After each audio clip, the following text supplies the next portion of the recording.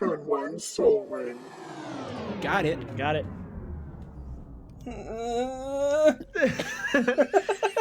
It's charging up. He's got it. You guys been playing any Magic? No. I've been playing a ton of Battlegrounds on Hearthstone. Like crazy. I'm actually like addicted. It's kind of becoming a problem. I've been brewing a lot of decks, but I haven't been playing much. Yeah, I actually took a little break from standards. Just, I don't know, not as fun, I feel, right now. And so, I'm doing other things. Playing a little bit of Runeterra, which is another digital Magic card. Wait, digital card game. Digital card game. Card. Yeah. Yeah. It's like, just going I've to never correct heard of myself that. there. I've never heard of that card. Ooh, boy. Well, let's get right into it. I want to welcome everybody to the show. This is Turn 1 Soul Ring. I'm Kevin. Hey, I'm Eric. And I'm Riley. And today on the show, we're going to be Dexplaining my Haldan and Pako Steal Your Spells Commander deck. But before we get to that, there are a couple of noteworthy things going on in the world of Magic. And the first thing we want to touch on is the announcement of the summer set, which is called Double Masters. And that set is a complete reprint set.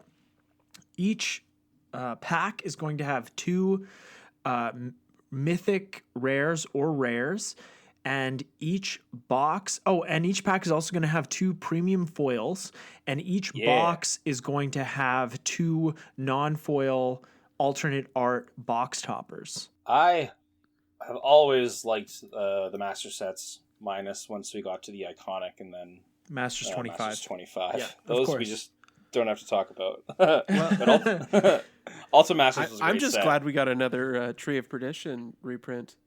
Get out of here. Yeah, I do. I feel the same way about Masters 25, but the watermark was a really nice touch. Yes, it was. But yeah, Double Masters. This sounds really cool. Could be really fun to draft as well, since you get to pick two cards at the first pick. Right. So if you do get like a bomb, pack, you can still take all the money out of it. Yeah. That's the important thing. Yeah. Yeah. This set just seems like, I hope we only have 5 cards so far. Right. But the 5 cards are really good.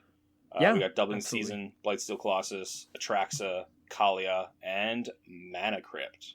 Yeah, So- and all those cards needed a reprint. Probably Yes. least of all Mana Crypt, because it was just reprinted. But I'm really excited to see what this reprint does to the price of all those cards, but specifically Mana Crypt after getting 2 reprints in like 6 months. Still above 100, so print it. Well, it's already creeping back up, but it did take a dip when Double Masters and the fact that it would be printed in that set was announced. And then the other thing I do like is for the, box topper cards, they decided to make them non-foil. I do like foils, but even all these like foil products recently, just like not being able to get the curves out of it, it's just won't have that issue. The other thing too with the box toppers, I really like box toppers as a product to incentivize players to buy boxes, but I've heard a lot of horror stories with the Ikoria box toppers that because they're not fastened to the rest of the packs or the box in any way, they end up curled and bent because, just through shipping, they get moved around. And I'm not saying they're going to do this with Double Masters, even though they should, but the fact that they're not in a pack with a bunch of other cards to keep them flat, the fact that they're not foil means that they won't be as bent. So I totally agree with you on that, Eric. Yeah, and I mean, it's also the first time we're going to see Atraxa in a non-foil card, which is pretty cool. Yeah, absolutely. Yeah. Isn't that the same for Kalia's? No, she's printed in. She was printed in one of the Commander anthologies in foil. Yeah. Mm-hmm. Which, bring back Commander Anthology. What are you guys doing? We'll buy them. What do you think the MSRP for Commander Anthology 3 would be? It would probably be around the MSRP for Commander Anthology 2, but then it would end up being like $500 because that's just the way my life is. and that's what 5 enemy fetch lands cost. Yeah. Yes. That's, of course, a talking point all over the internet about the Double Masters as well. I just hope that we'll be able to get some of these things at good prices. There was a point in time where I was able to pick up Ultimate Masters packs for $12 a piece. Oh, and that's Canadian, everybody. That's Canadian. Canadian, not US. So if something like that happens again, that'd be really nice.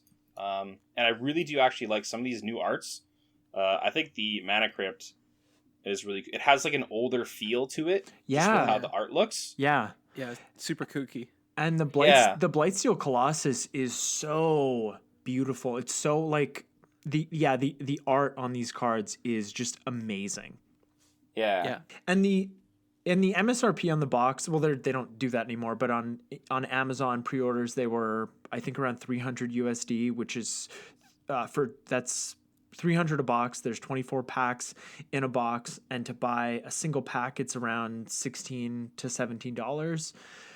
And, for me, this isn't a product, I'm not going to buy a box. I'm probably not going to buy any packs. But what this is going to do to the single cards, I will buy cards that the price has been fluctuated on them to put in my commander deck. So this isn't specifically a product for me, but I'll pick up the pieces for sure. Yeah, because whatever else they put in here, we definitely will see the price go down on them, and definitely seeing that Mana Crypt again is always nice. Absolutely, and we don't even know. This is a set that's probably going to be over. It is over 300 cards, and we only know 5 of them so far. So yeah, and I just hope, even with Ultimate Masters, we did even have the uncommon cards were good reprints as well. There was Eternal Witness as a box topper. Yeah, even a box topper. Yeah. I don't like how they do uncommons as box toppers, though, because then those are the real kind of more feel-bads, but... Yeah, it's a real kick in the nuts. Yeah. I think, though, the Lava Claw Reaches was the biggest feel-bad in Ultimate Masters. I would have rather gotten an Eternal Witness box topper, and I think that one is on the open market is probably worth more money than the Lava Claw Reaches. Claw? Yeah, sure. But I don't know without checking. I probably could... with the technology at my fingertips right this minute. But let's move on to the arena announcements. Sure. Also, I guess we do know that Secret Lair has been announced. I don't think we just don't feel like talking about that. So it's a super drop. Lots of other stuff. It's a super drop. Hey, that's it. Moving on. Another chance to get some expensive fetch lands. Yeah, it's just more Secret Lair. If you buy all of them, you'll get a random enemy fetch land, and reprint the fetch lands. Oh my goodness. You guys have no idea how much I would draft a set. If Zendikar Rising had the enemy fetch lands, I would draft that set so hard. Oh yeah. I think everybody, you see more people going out to play, right? Yeah, it's just I don't know. I don't get it. It's don't understand. Papa Hasbro wants the money. I'll give you the money, but I'm not going to give you the money at $16 a pack. I'll give you the money at $5 a pack. That works. Come on. The most I'll pay for a draft is $20 because then it's prize support and all that good stuff. Let's do it. But come on, what are we doing here? I mean, one thing that I do have to say about the Secret Lair drops is you guys should go check out the artwork. There's some really cool stuff there. But otherwise, Secret Lair series, not a big fan. Yep. No, I agree. So I know I was a little bumming around on Arena about standard and stuff, but we have some cool information. We're getting a next Historic Anthology, adding some cards to the pool for Historic. More fun stuff. Phyrexian Obliterator to name, Ulamog, Chroma's Memorial. Yeah, Ulamog Part 2, the Ceaseless Hunger. Yeah. Also, all the Hondens are in there, so I do want to do a Honden deck, just because that's always fun. Would you put 4 of each Honden in the deck? 4 of each I think is a little too much. Yeah, they are legendary permanents. Oh, yeah. Oof. Yeah. I was watching Ben Wheeler of Loading Ready Run do some Arena Gladiator, which is a singleton format, 100 card singleton format, and he was doing Enchantress, and it had the Hondens in it, and it looked really fun. Cool. Yeah, next up, because we have player drafting, which is a huge welcome change. I love being able to draft against players on Arena, we will be getting an Arena Cube with player draft. So, Perfect. Hell yeah. yeah. So I think it's the same cube from before with the 555 cards from the pool that's on there and historic cards. And it will be starting on June 12th. Definitely check that out. Well, just one more thing before we get to the deck. Eric, how can listeners get in touch with us if they have any questions about this episode topic or any other topic? Really, it doesn't even have to be anything related to Magic. Just get in touch with us. Yeah, so you can definitely find us over on Instagram at Turn One Soul Ring the podcast. You can send us messages directly, questions, comments, anything to our email, turn1soulringthepodcast at gmail.com. And then we are also on YouTube. Search Turn One Soul Ring the podcast and make sure to add podcast in there. So the commanders of this deck are Haldan and Pako, the partners. Haldan, Avid Archivist, is a mono blue commander. He's 2 and a blue for a human wizard. He's a 1/4. He partners with Pako, Arcane Retriever. That's perfect. And he reads, you may play non-creature cards from exile with fetch counters on them if you exiled them, and you may spend mana as though it were mana of any color to cast those spells. And Pako is a elemental hound 3/3 that costs 3, a red and a green, and he partners with Haldan, Avid Archivist. He has haste, and whenever Pako Arcane Retriever attacks, exile the top card of each player's library and put a fetch counter on each of them. And then you put a 1/1 counter on Pako for each non-creature card exiled this way. So there's a lot of moving parts here. What a good boy. He is a good boy. Good Magic Boy. Yeah. The goodest boy. And his little tummy just shines so brightly in foil. Eating all those non-creature permanents. That's right. Or I guess non-creature spells and or permanents. Mm-hmm. Oh, well, yeah. in a way, I guess he actually eats the creature because you can't cast them. That's true. Yeah, that's what keeps him going. Yeah. Yeah. So the goal of this deck is pretty simple. It's to get as much value as possible off of our opponent's non-creature cards. There are a couple of ways to really abuse that strategy, but overall it's trying to do what Haldan and Pako say in their Oracle text. Let's move on to the deck list itself. I've broken this deck down into several categories that we'll go through from top to bottom. So first up, we have tutors. This first category is for tutoring up our combo pieces that will allow us to create infinite mana, which is, ironically, the next category. Or coincidentally, not ironically.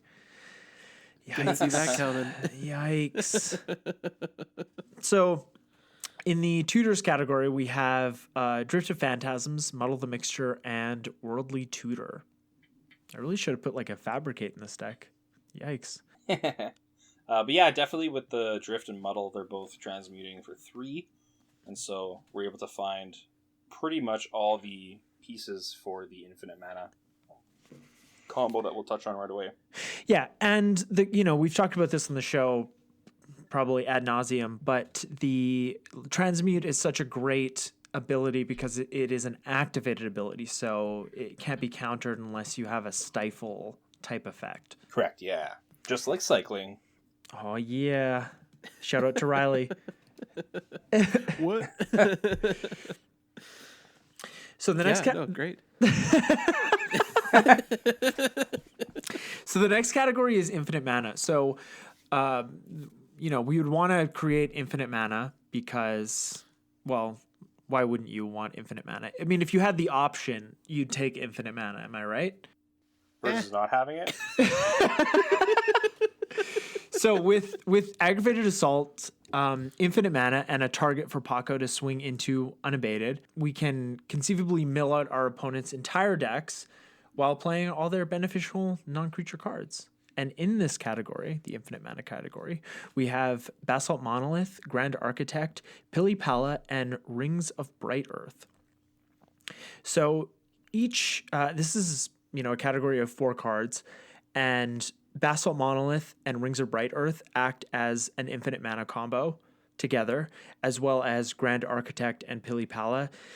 Really, the biggest difference is that Grand Architect and Pili-Pala give you infinite mana of any color, but the great thing about Haldan is he doesn't care about the color of a spell because he lets you cast spells that were exiled with a fetch counter on them as if you were using mana of any color. Spicy. You just get your mana. We have 2 different combos here, and so that's what makes the Rings Basalt Monolith combo really great in this deck, because you're just going to get... You're going to be able to cast any spell that pops out of people's decks. Mm-hmm. Yeah. I hope so, anyway. I hope so, yeah. Yeah. Just see you cast like a big Sanguinate off of someone else's deck. Oh, that's my or a Torment of Hailfire. Or a Torment of Hailfire. And the next category we have here is extra combat. So we've already touched on Aggravated Assault, and the rest of the spells in this category do the same thing, just not on a repeatable basis. And in this category we have, of course, Aggravated Assault, Relentless Assault, Savage Beating, Seize the Day, and World at War. And actually, before we started recording, I had Riley messaged me because I had... What was the card, Riley? Oh, man. Waves of Aggression. Yeah, And that's right. yeah, it has a hybrid mana symbol. It's a Boros. It's 3 Boros. But Deckstats still said this deck was legal in Commander, which isn't that funny?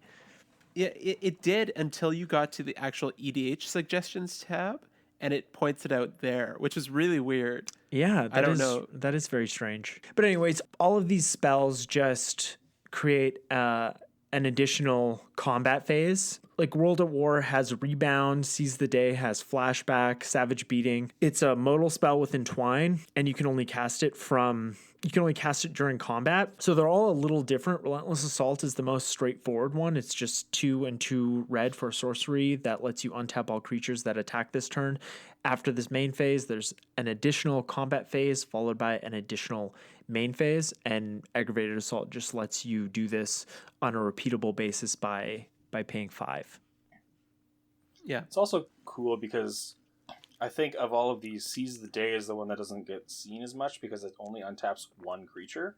But in this deck, you're just wanting Pako to attack, so... Yeah, exactly. So the next category we have here is like any good commander deck, you need redundancies for what your commanders do, or your commander, if you're being a little more traditional. And like any good commander deck, you need to have cards that can do what your commander does, in case they become too expensive to cast or they get imprisoned in the moon.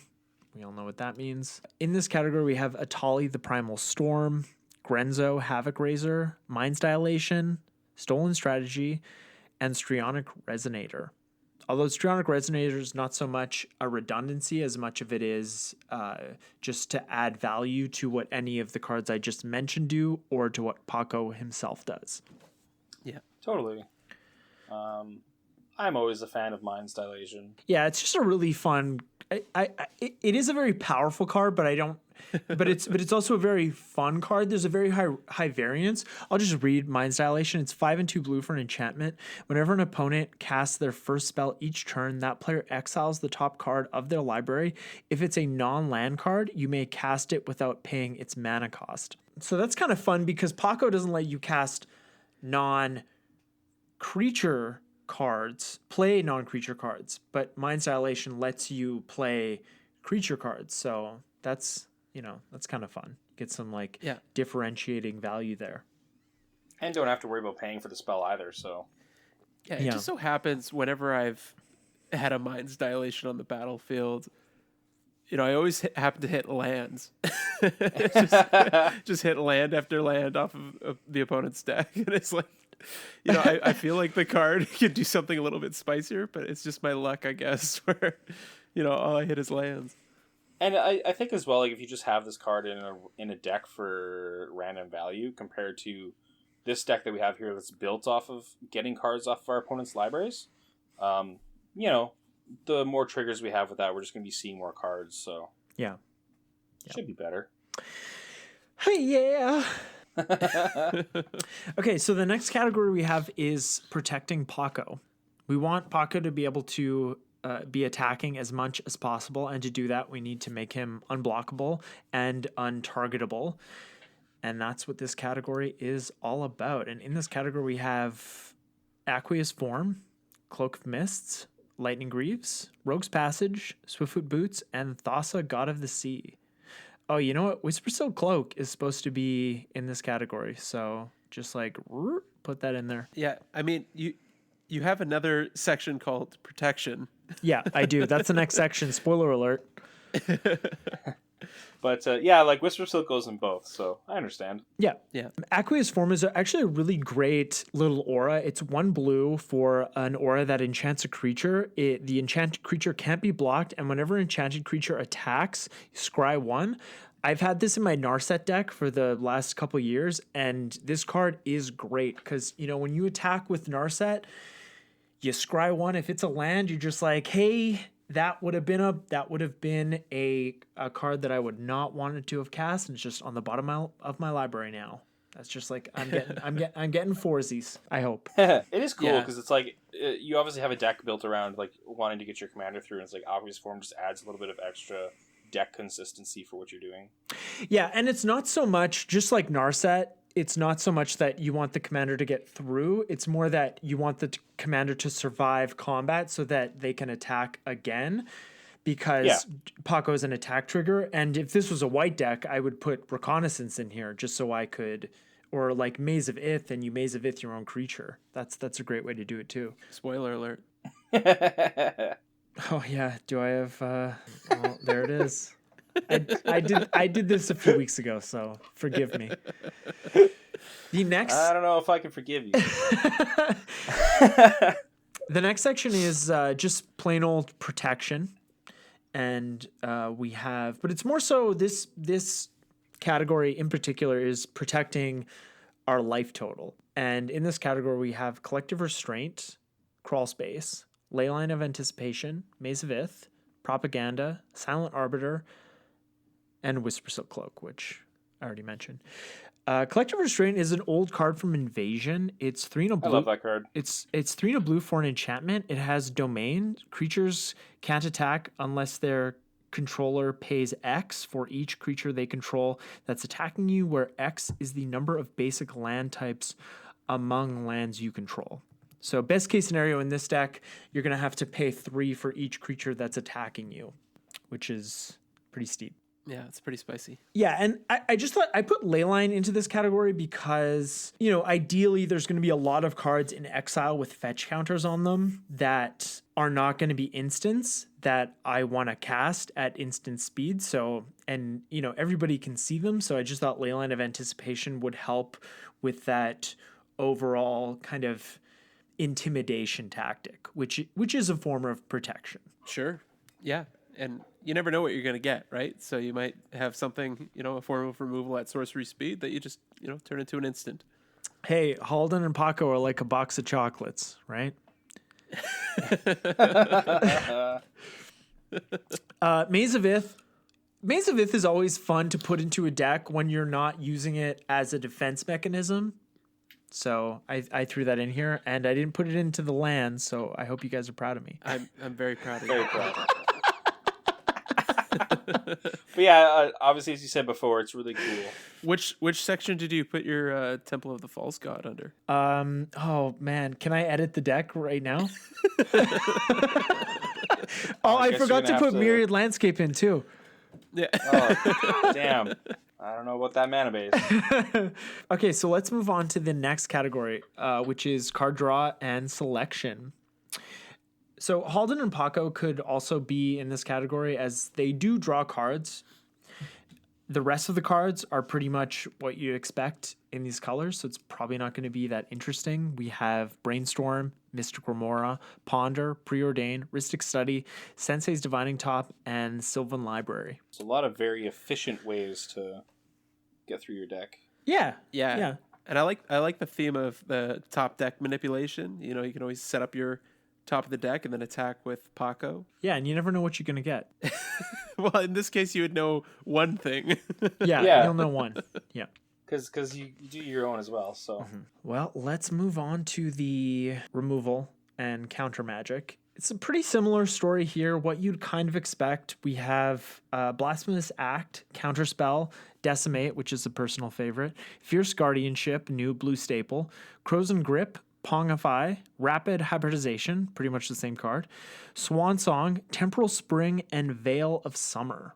So, Blasphemous Act is, like, in these colors, it's probably the best board wipe that we have access to, at least the most efficient. I guess I could have put the Great Aurora in this deck, but I wanted to win, so I sort of steered away from that.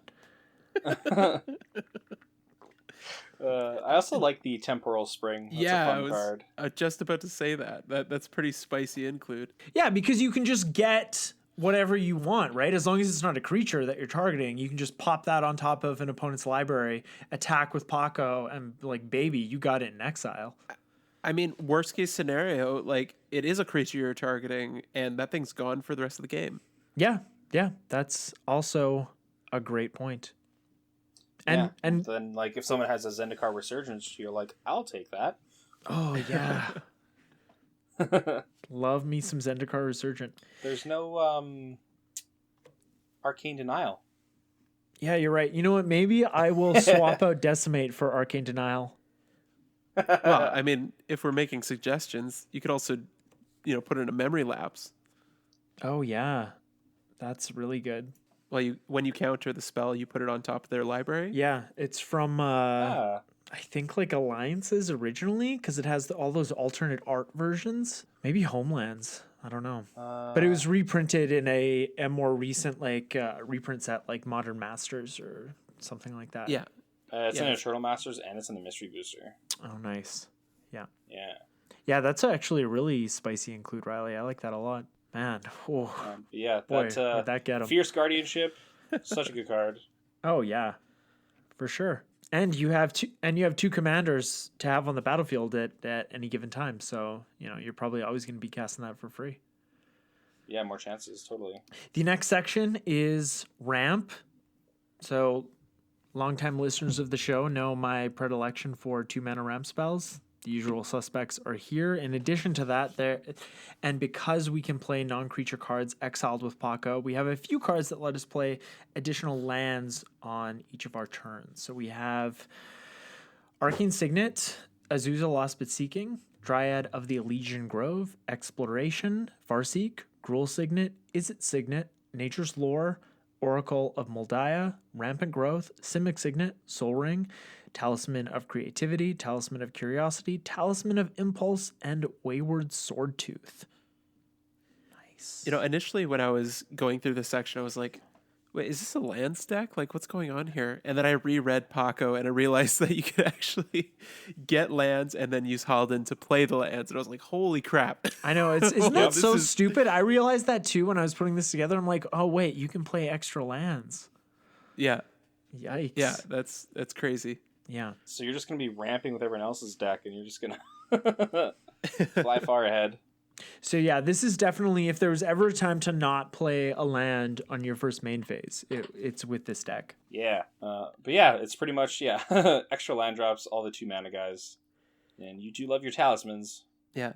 And another nice synergy with the signets, like usually in a base green deck, like I'm less gung-ho for signets, but given that you are taking other people's lands, you can always filter that color of land through the signet and get something a little bit more relevant for whatever you're casting. And of course, if you're casting some of their stuff, Haldan doesn't really care what color it is anyways. So right. Yeah. Very true. Okay, last but not least here, we have the lands. So, as you all know, I try to stay away from the ETB tap lands. That being said, we do have a Field of the Dead in this deck because we'll hopefully be playing a lot of lands from our opponent's decks. And those 2/2 zombies will protect our life total for one thing. Otherwise, we've got some basically standard lands for the teamer colors and quite a bit of basic lands, so we don't get decimated by, your Blood Moons, your Ruinations, your Back to Basics. Not that I've ever seen those types of cards other than when I play them, but Whatever. So we have Ancient Tomb, Breeding Pool, Command Tower, Field of the Dead, 6 forests, 13 islands, Carplusian Forest, 5 mountains, a Scavenger Grounds, Shivan Reef, Steam Vents, Stomping Ground, Strip Mine, and Yavimaya Coast.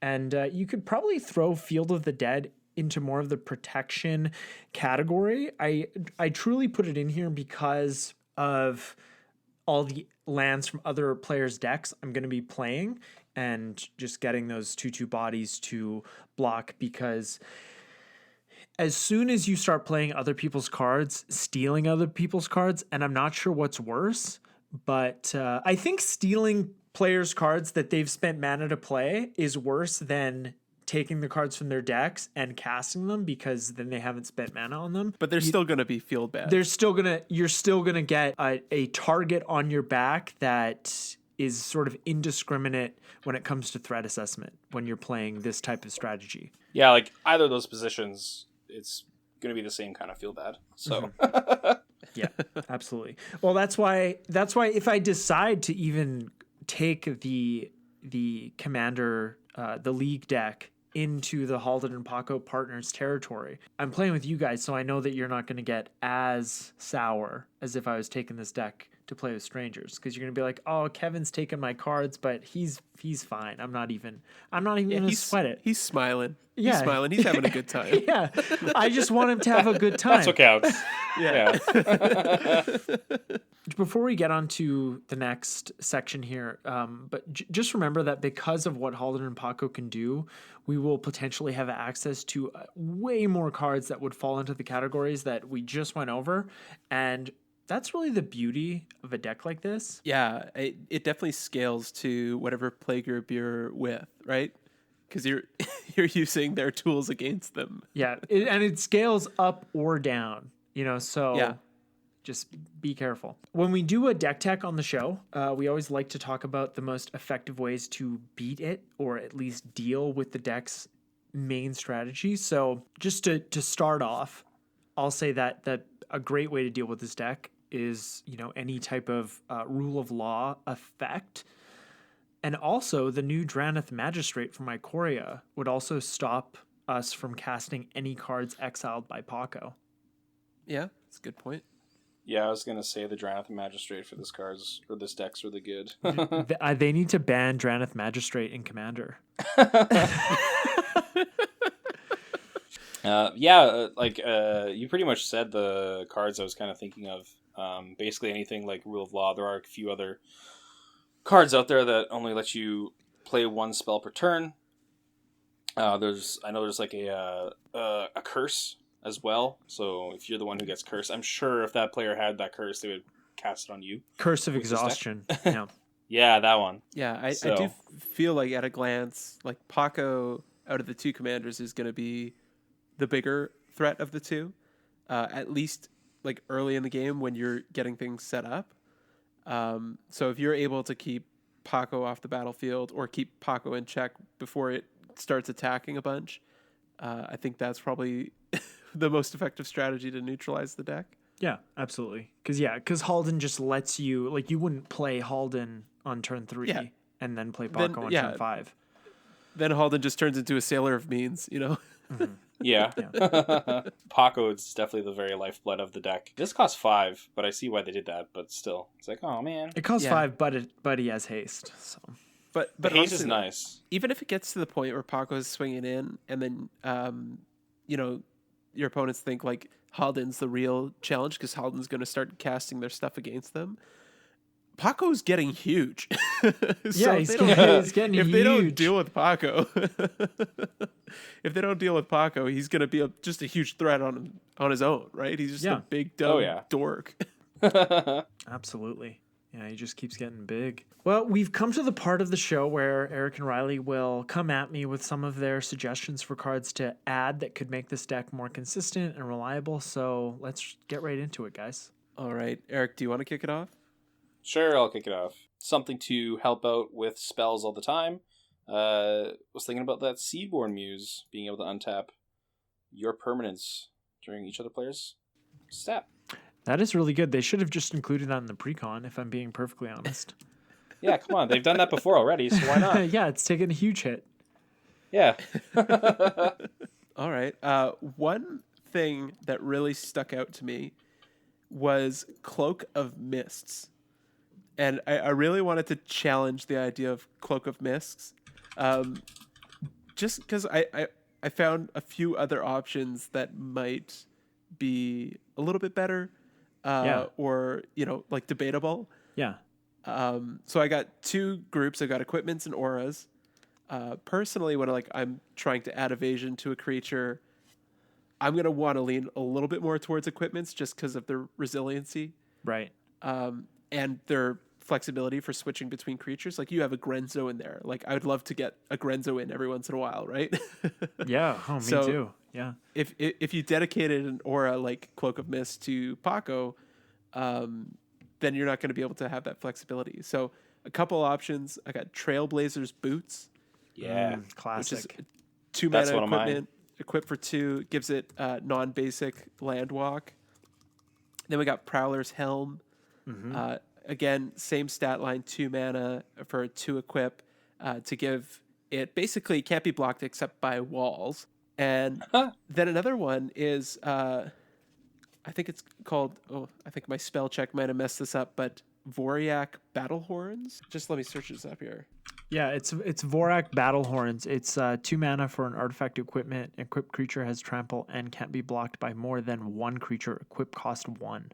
So that one is a little bit different. Obviously, there's a little bit more risk with still allowing them to block, but I figured like the trample is definitely nice, given that whatever excess damage is just dealt to them, and you've dealt with one of their creatures. In a lot of cases, for auras, arguably strictly better aura, if you're really dead set on Cloak of Mists, is called Aether Tunnel. And it's the exact same stat line as Cloak of Mists, but it gives the creature +1/+0. Oh, yeah. Perfect. So just another callback to power creep. Yeah. Absolutely.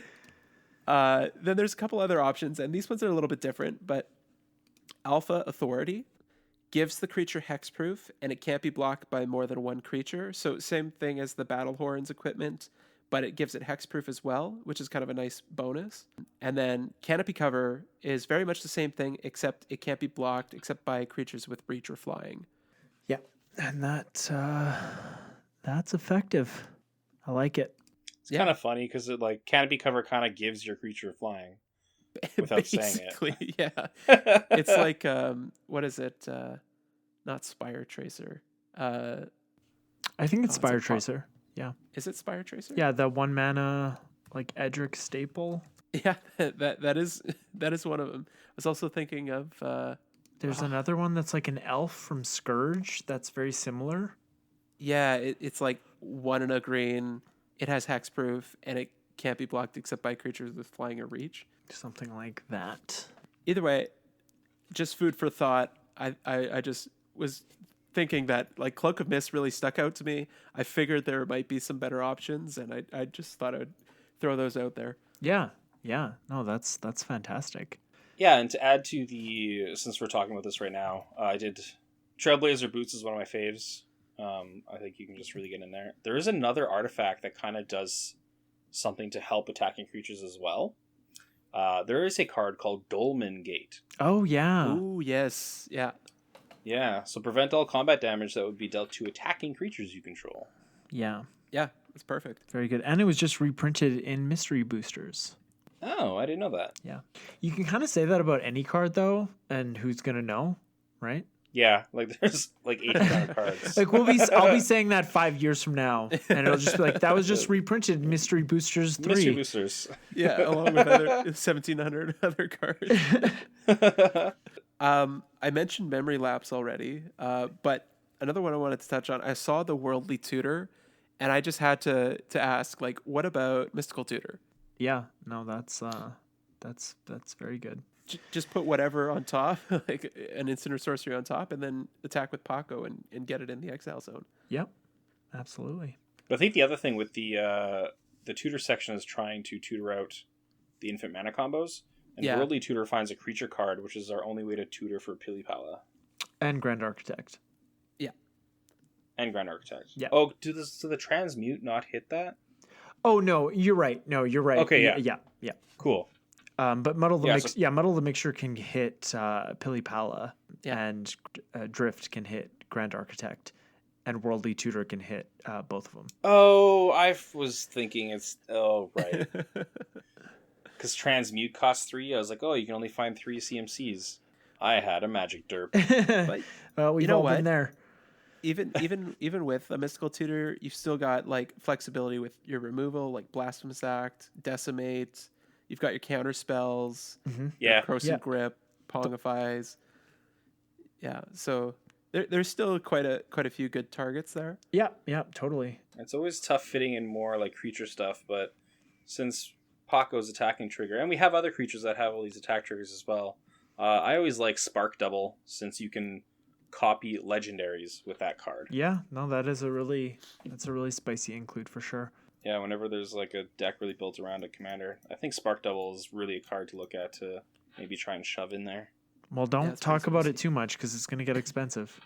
It's been slowly creeping. Yeah. Oh, it is. yeah. People are realizing how good it is in Commander. Yeah. Well, and other places too. Like, I mean, Garuda flying around is using Spark Double as a way of getting another Garuda. Yeah. Another one in the realm of your collective restraint and propaganda effects. One of my personal favorites is Elephant Grass. Have you ever? Are you familiar with Elephant Grass? Elephant Grass. Look at that art. It's wow. a 1 green for an enchantment. Cumulative upkeep. 1 black creatures cannot attack you. Non-black creatures cannot attack you unless their controller pays an additional 2 for each attacking creature. Yeah, that's very interesting. Yeah. 143. Is this on the reserve list? No. Huh. I'm not sure. Yeah, this is a very cool card. Yeah, That's I like it just because it, it's one of those cards that it's such a low investment to begin with, but at those times in the game when you have it in your hand and you really need it, it's perfect. Yeah, I didn't even know about that card. My jank is coming through. It is. Yeah, and then like I really just the only other mention I had was when you're in green, Heroic Intervention is always a good protection card. Oh, yeah. Yeah, especially since I'll have so many of my opponent's permanents on the battlefield that I'll want to keep. Right? Yeah, so can be other things and protects your enchantments like Mind's Dilation and Stolen Strategy as well. Mm-hmm. Yeah, very true. Whew, what a sleeper from Aether Revolt. Is that like a rare, like a $30 rare now? Jeez. That rare was definitely only a couple bucks. I know. I remember, yeah, I picked up a couple for like just a kitchen table deck I was playing around with, and Yeah. I still have them, but like, man, it's gone up. Well, with that, we're going to bring this episode to a close. We'll have the link to the full deck list that we just talked about in the show notes if you want to take a gander at that, as well as the links to all 3 of our Deckstats accounts containing all the deck list we've posted so far for the show. Thank you all for listening, and a big thanks to our lovely editor Ainsley for the behind-the-scenes work that she does each and every week. If you want to find Riley or myself on social media, you can find us at Riley_Dayton on Instagram. And Riley, you also have a Twitter, right? Yeah, my Twitter's is at RylesDayton. And I'm on Instagram at Command Beacon. Yeah, just thanks for listening, everybody. We appreciate you. Thank you. Thanks, everybody. Have a good one. Bye. Now. Bye. Turn 1 Soul Ring.